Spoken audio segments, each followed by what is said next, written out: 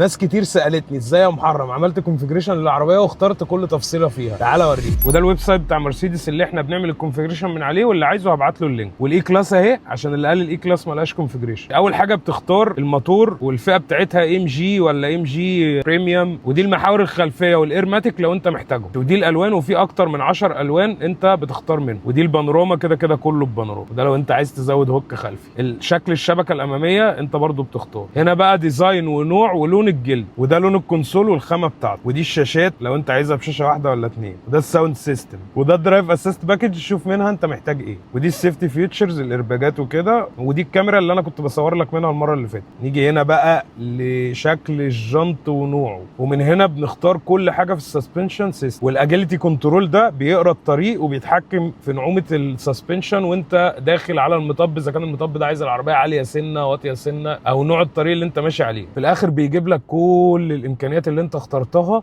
وبيجيب لك سعرها. يعني دلوقتي اللي انا اخترته كله عامل تقريبا 69,000 يورو. هو الكلام ده في مرسيدس بس؟ لا، في بي ام واودي وكمان سكودا بتعمل نفس الكلام. ممكن تعمل كونفيجريشن للعربيه اللي انت عايزها. لو عايز اي لينك من اللينكات دي او عطلت في حاجه وانت بتعمل الكونفيجريشن اسالني، وبعد ما تخلص الكونفيجريشن عايز تستورد العربيه دي اسالني برضو، وانا هبعت لك كذا حد ممكن يساعدوك من غير ما يضحكوا عليك.